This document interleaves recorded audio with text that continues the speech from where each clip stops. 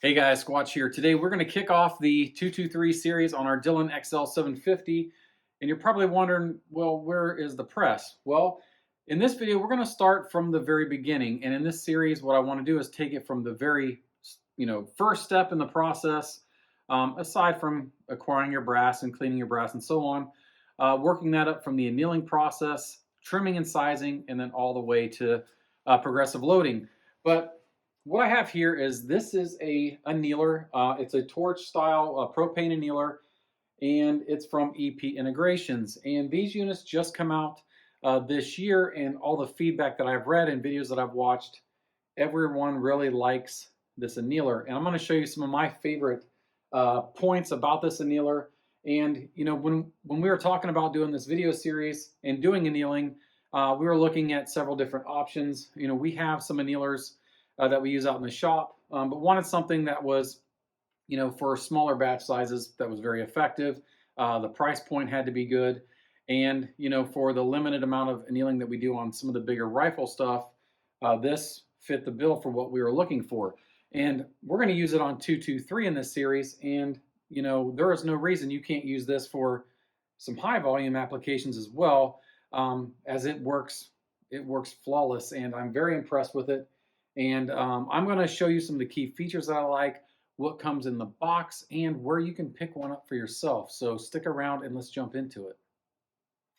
All right, so when you get the annealer out of the box, you're basically set up with everything you need to start annealing right away, with the exception of a propane tank. So you'll have to pick up, these are the 1-pounders like you'd use for a standard torch head, which does come with the unit. It is manual, so you can adjust the amount of gas pressure. It comes with the AC adapter, and surprisingly, I did not steal this from the kitchen from my wife. It comes with a baking tray here to catch your brass. So basically, again, everything that you need is going to come with it. You're just going to have to add your brass and your propane. So I'm going to get this plugged into power, and I'm going to show you kind of the display with the adjustability aspects of it and some features that I really, really like about it. All right, I'm going to get this torch out of the way and just going to kind of go over some of the features of it. Once you get it plugged into power, this is your on and off switch here. So as you can see, once you turn on the power, the carousel, that's what I'm going to call it, is going to start spinning. And it has basically infinite adjustability here with this rheostat switch. And what's nice about it is you're actually getting a numerical value there. So as you learn to develop this with different, I'm going to turn this down here, as you develop this for different cases, different lengths, different head stamps with different brass variations, you can start to write a recipe book and use this display to know what your setting was going to be. The other nice thing about this, this setup here is everything is user adjustable, and it's very quick. Like, for example, you just loosen this wing nut here. We can adjust the depth of this carousel or this back plate here to adjust for different lengths of cartridges. Now, I know a lot of there's several videos out showing how quickly you can jump from, say, 300 blackout to 50 BMG, and literally it's just spinning the dial and locking down your wing nut to where you need it. The same thing goes with these thumb screws here. We can adjust the backstop. We can adjust the fence just very, very quickly, very easily, and changeover times are pretty quick. And what I'll probably do with this as I go through developing annealing operations for the various size cases that I'm going to use, I'll probably put little marks on here just so I can, real quick make those adjustments on the fly. So those are some of the key features that I really, really like. And as far as fit and finish, some of these units are pretty bare, pretty plain, but the attention to detail is very nice. The AC power adapter plugs in there. There's venting at the top of the case. Any electrical heat that may build up, I don't think that'll probably be the case. But the finish, and I'm kind of partial to Dillon blue, and it's pretty close. You guys can see that pick up on camera, but very, very, very nice. And I'm going to be putting links in the description where you can purchase this, but you can find EP Integrations over on Facebook and Instagram both. I believe Instagram. I don't know for sure, but definitely Facebook. Jump over there and check them out. And yeah, so I'm going to be putting all the links to where you can find this in the comments below. So let's get everything set up and start annealing some 223. All right, so we're going to start setting this annealer up to do our 223 cases here. And just a quick tip, keep some brass lying around that you're not going to load. And I use this to set up annealers, and it's just I got like 6 or 7 pieces there. I keep in a bag separate. So when I want to set up annealing process that I'm not ruining potentially good brass. This brass has been shot a lot, and I've used it for setup pieces for a long time. So to set the annealer up, the first thing I want to do is I want to set the depth of which my case is going to ride inside this drum, and also the backstop. So what I like to do is I'm just going to get this backstop out of the way. I'm going to loosen up the thumb screw there, and I'm just going to get this set. You want to go about, and for the way I do this is between 3/4 and halfway towards the case mouth. So I'm going to turn this the wrong way here. But what I'm doing is I'm going to adjust this backstop out until I get just a fuzz over half, in between half and 3/4, and then I'll go ahead and just tighten up the wing nut there. It does not take a lot of pressure. And then I'm going to set my backstop in here, and I'm just going to put it just so there's about an 1/8 inch gap or so off the bottom of the barrel, and make sure that I'm not rubbing against. I'm going to back this up a little bit, just to make sure I'm not rubbing against the backstop. And ideally, when you set this backstop, you're going to want, without getting all too technical, but we're going to want the two, basically the center of this rod and the center of this case roughly married up there, so this will spin freely. And now I'm going to do is I'm going to turn the unit on, and we're just going to make sure that it spins freely with no issues and drops out. All right.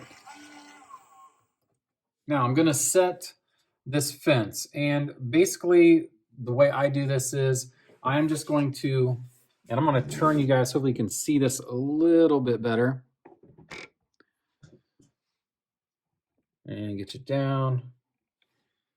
Hopefully that makes it visible. But I'm going to adjust this fence just so that it's just past this backstop.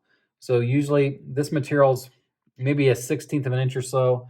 So I'm going to line up this back edge to the front edge of the backstop there on the barrel. And we're just going to snug it up. And then I'm going to lay my case there, and we're going to just test it out. So it should pick it up, drop into place, and roll. So we're pretty much good to go. That feels pretty good. I'm going to go ahead and test some, just make sure we don't have a fluke here.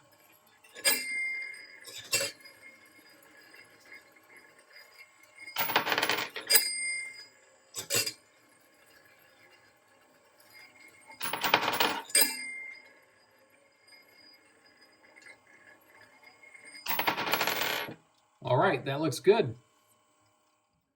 All right, guys, so we are gonna set this torch head up. We're gonna get the flame adjusted where we want it, but I wanted to make a note. We're gonna need to make sure that we're wearing safety glasses. We have a fire extinguisher readily available, and then also we're gonna need a set of needle nose pliers or something to pick up brass out of this container. So a couple things to note. The brass is gonna be extremely, extremely hot. This bar, this backstop, is going to be extremely hot. So you do need to pay attention to what you're doing, and you do need to be careful and aware of your surroundings. So let's jump into getting this torch head set up, the flame adjusted, and start annealing some brass. All right, so the first thing I'm going to do is I'm going to get this torch lit, and basically you're just going to turn the knob counterclockwise to get the flame going.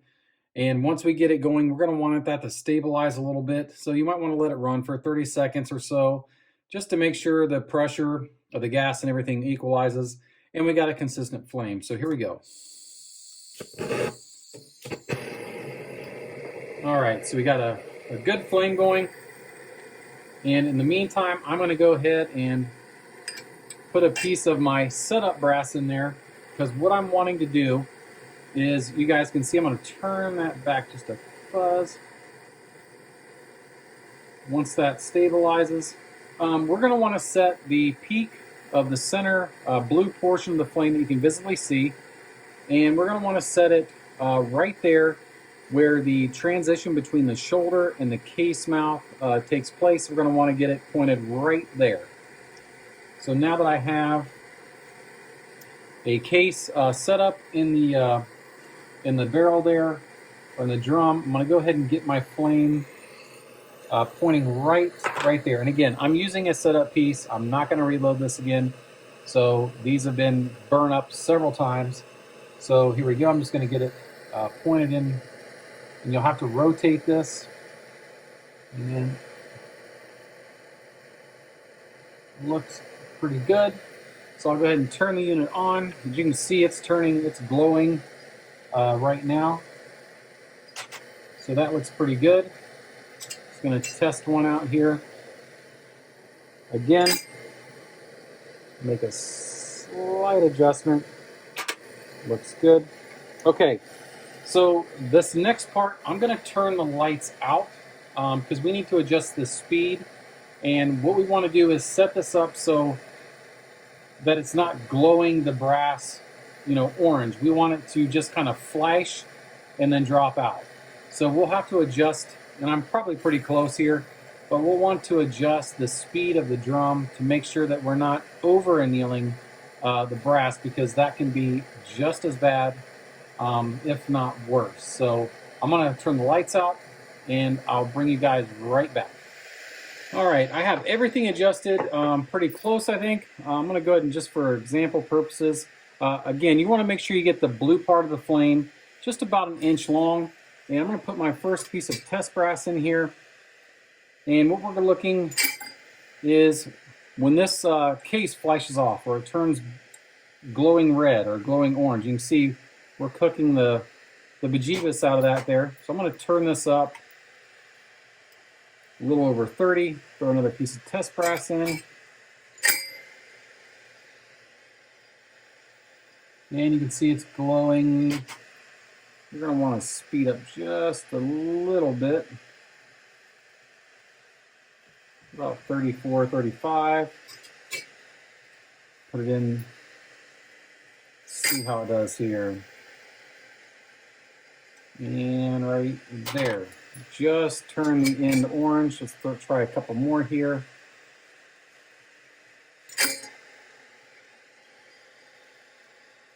And there. I'm going to run a few here just so you guys can kind of see what's going on.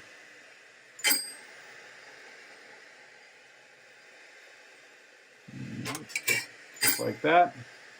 And as you can see, even loading these one at a time does a pretty quick job of getting this brass annealing. All right, now that we got this all set up, we can just start annealing. And, honestly, there's a couple different models out there. We have a couple others that, have a hopper on them, and, this works just fine. And very simple. And it doesn't take too long at all. So we'll get through these and just let you guys kind of watch the process here a little bit. You can see it's pretty simple, and does a real effective job annealing this 223. Again, this is just my mixed brass over the years. It's been shot several times. So hopefully the annealing, especially with today's crazy times in regards to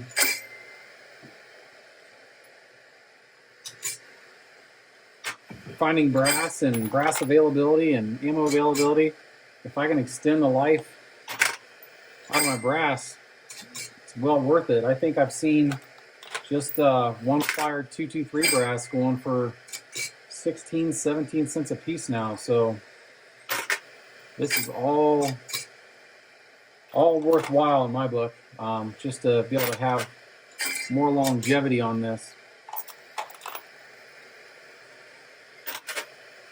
And again, guys, super easy. And I am again going to provide links to Elster's Rifles, who's EP Integrations, who makes this annealer, and everything you need to research it and look at it and see if this is something you might be interested in. But so far, I've been very pleased with the results that I've gotten, how easy it is to use, very simple.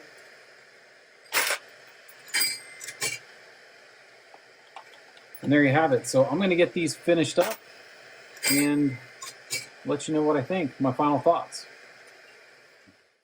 All right, guys, there you go. We got all of our 223 properly annealed with the EP Integrations Annealer. Again, I'm going to put links down in the description below to their website, how to get this and where to do some research. And check it out if you're thinking about getting into annealing. And I might suggest, again, with today's brass prices and the availability of brass, annealing your brass to extend the life of it may be something to look into. But if you guys like these videos and you like what you see, hit that subscribe button, hit the little bell for notifications. If you have any questions or comments, hit me up on my email, squatchreloading@gmail.com. You can find me on Facebook and Instagram as well at Squatch Reloading. So where we're going next, we're going to start getting these sized and trimmed and then working our way towards that big Dillon XL750 over there. We're going to do some progressive reloading on 223. So until next time, guys, God bless.